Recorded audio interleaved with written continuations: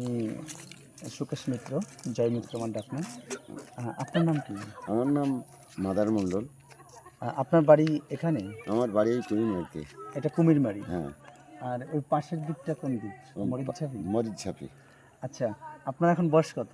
আমার এখন 74। 74। তার মানে মরিচঝাপির যে যুদ্ধ তাণ্ডব এটা আপনি দেখেছেন?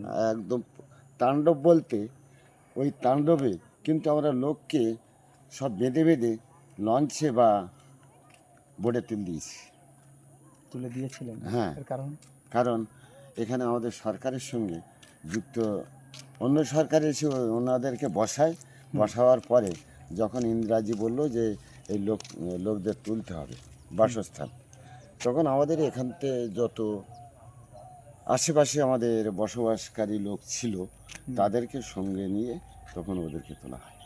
আচ্ছা, এখানে ওদেরকে বেঁধে বেঁধে লঞ্চে তুলতে কষ্ট হয়নি?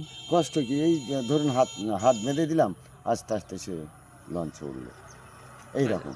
কারো হয়তো বাচ্চার এই মানুষগুলো এই মানুষগুলো তো ওপার বাংলা থেকে আসা না, তবে ওপার বাংলা আছে বা মহারাষ্ট্রে আছে, ছত্তিশগড় আছে। না, তারা তো এখান থেকে আগে ওখানে পুনর্বাসন ছিল, তারপরে এরা ব্যাক করে এখানে হ্যাঁ, এসেছে। কিছু কিছু লোকের পুনর্বাসন ছিল। তারা তো সবাই বাংলাভাষী। বাংলা ভাষা হলে কি আছে, এখন এই বাংলাদেশ থেকে ওদের অনেকে, আমার ধরো পরিচিত লোক আছে বাংলাদেশে, আত্মীয় স্বজন আছে বাংলাদেশে।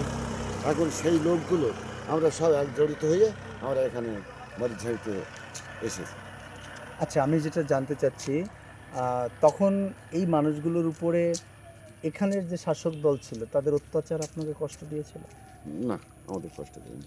আমাদের না, কংগ্রেসের পিরিয়ডে আমাদের কোনো কষ্টই দেয়নি। আপনারা কংগ্রেস মাইন্ডেড ছিলেন? হ্যাঁ, কিন্তু আপনারাও চাননি যে মরিচঝাপি দ্বীপে কেউ বসুক? না, আমাদের এখানকার স্থানীয় বাসিন্দা যারা ছিল তারা কেউ চায়নি যে মরিচঝাপি দ্বীপে আমরা বাস করব।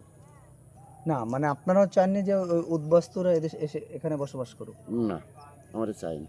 আপনারা চাইছেন ওই দ্বীপটা ওইভাবেই জঙ্গল থাকুক? হ্যাঁ, বা এর আগে আমাদের যে রেঙ্গুবু ছিলেন বা বড়বউরা ছিলেন, সাহেব ছিলেন, তখন কল্যাণ চক্রবর্তী সাহেব ছিলেন, তখন কিন্তু ওই জঙ্গলটা আমাদের নারকেল ঝাউ তা বিভিন্ন গাছ লাগিয়েছে। চারা গাছ ভর্তি করে দিলে বাঁধ তুলে একদম বাঁধ চৌদ্দি বাঁধ তুলে একদম ওতে চারা, এত সুন্দর চারা লেগেছিল। এখানে দাঁড়িয়ে দেখলে বললাম যে এটা নারকেল গাছ। তখন আপনারা যাতায়াত করতেন? হ্যাঁ, আমরা খেয়া পাড়িয়ে যাতায়াত করতাম, আমাদের লেবারের দাম দিত।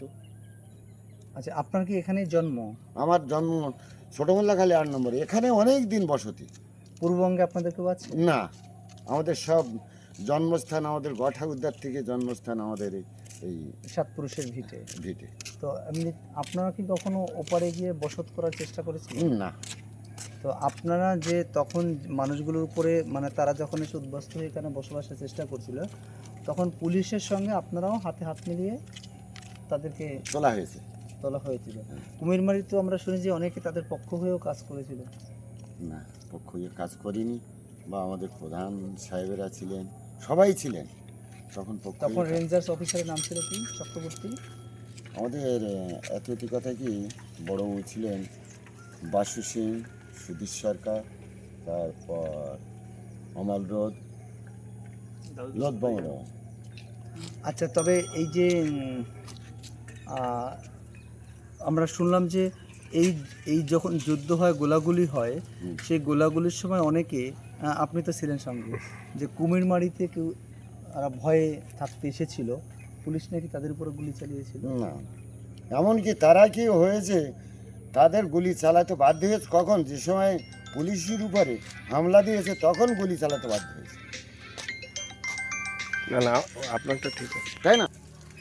বলুন। গ্রামের মানুষ কিন্তু অত্যাচার করেনি ওদের, এবং আশ্রয় দিয়েছিল। কারণ এই যে ভিতরে যত মানুষ বাস করতো এখানে, তারা যখন পুলিশ এসে তুলে নিয়ে যাওয়ার জন্য এসেছিল। আপনার গলায় তো হরিচাঁদ ঠাকুরের মালা দেখছি, তাই না? এটা হরিচাঁদ ঠাকুরের মালা না? মানে আপনি মতুয়া সম্প্রদায়ের মানুষ? আমি সব সম্প্রদায়। জয় হরিচাঁদ। বলুন। আমি এখানে খুঁজছি খুঁজছিলাম যে মতুয়া সম্প্রদায়ের কাউকে পাই কিনা, তো কথা বলতে গিয়ে আপনার গলার দিকে ফলো করলাম। যাই হোক, আপনারা এখানে আদিবাসী, হ্যাঁ আমরা এখানে আদিবাসী না। আপনাদের পূর্ববঙ্গে কেউ আছে? না, আমার ব্রিটিশ পিরিয়ডের আগে যখন হিন্দুস্তান পাকিস্তান না হয়ে গেছে আমার ঠাকুর এখানে এসেছিল। মানে তার মানে মানে তখন পারাবার বলতে কিছু ছিল না, এখন মানে সব একই ভারতবর্ষই ছিল, তখনই এপারে এসেছিল আমার। না, কারণ এখন আমরা আবার শুনি তো যে উদ্বাস্তু শরণার্থী মানেই ওপার বাংলার মতুয়ারা, হ্যাঁ। তো সেই জায়গায় আপনি একজন মতুয়া হয়ে আপনি কি বলেন তাই দেখলাম। আপনি কি মনে করেন এখানে আদিবাসীরাও মতুয়া আছে? দেখো আদিবাসী মতুয়া আমার কাছে থাকবে না কেন, খবর তো সব আছে। জায়গায় আছে। আমি ঝড়খালিতে যখন বাস করতাম বালিখালের ওখানে 16 বছর কাটাইছি। জঙ্গল ওখানেও আবাদ করে আছে একটা, ওখানে একটা জঙ্গল আবাদ করে আছে ঝড়খালি, যেটা ঝড়খালির জঙ্গল। আমি ওখানে 14-16 বছর ছিলাম। আপনি কি এখানের যুদ্ধটা দেখেছেন? একদম।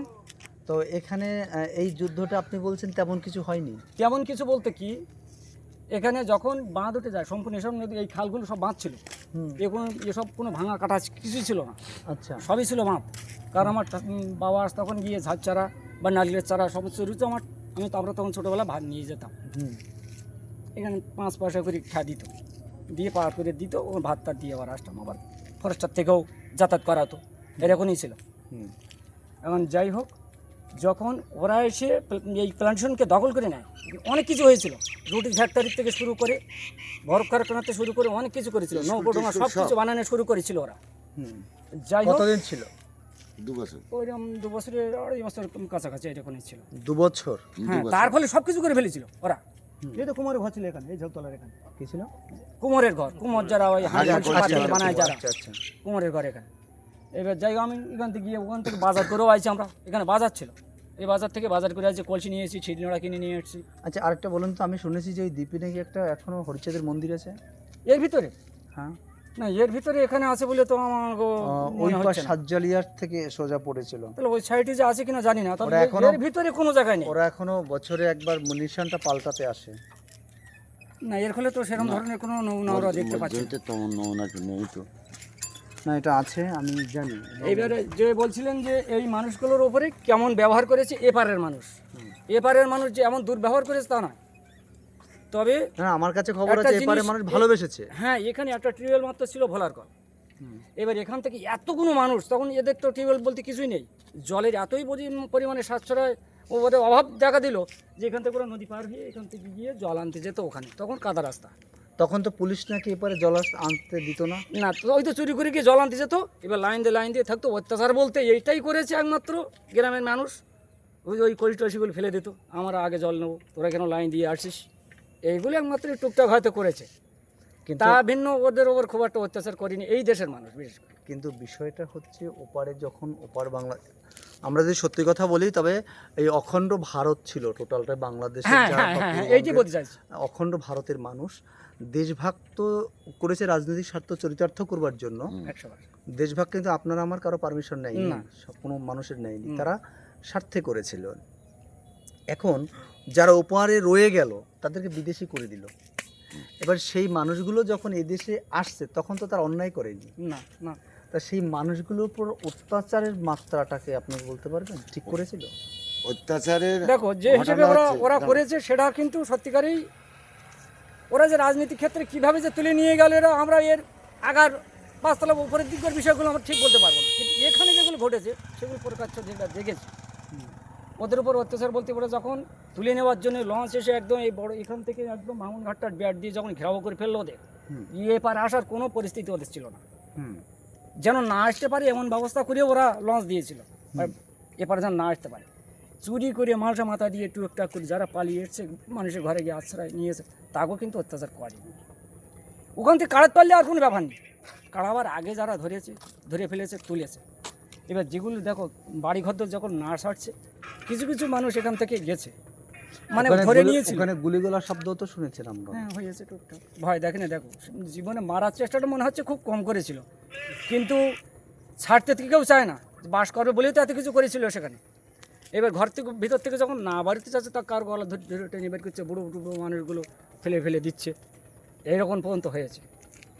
ধরে এনে জোরের সত্ত্বে লঞ্চে ভরে নিয়ে গেছে, তার ফলে কত বাচ্চা কাচ্চা কীভাবে মারা গেছে তার তো ঠিক নেই। এই রকম ধরনের হয়েছে যে প্রকাশ্য গুলি করে কিন্তু মেরেছে, পুলিশের এরকম না। পুলিশের যে রিপোর্টগুলো পাচ্ছি সেই রিপোর্টে কিন্তু কত লোক মারা গেছে, কত মানুষ ধর্ষিতা হয়েছে, কত মানুষের খুন মানে গুলি করা হয়েছে তার কিন্তু তথ্য পাওয়া যাচ্ছে। আবার আমরা যখন সাতজেলিয়ার ওই দিকের কাছে জিজ্ঞাসা করি তারা কিন্তু আরও ভয়ঙ্কর চিত্র বলছে। আপনাদের এখানে এসে কিন্তু আমরা সেই ভয়ঙ্কর চিত্রটা পেলাম না। না, আমরা এখানে সত্যিকার অত্যাচার করিনি ওদের, তবে অত্যাচার বলতে ওই বললাম, ঠিক আছে, এটাই হয়েছে। জয় হরি।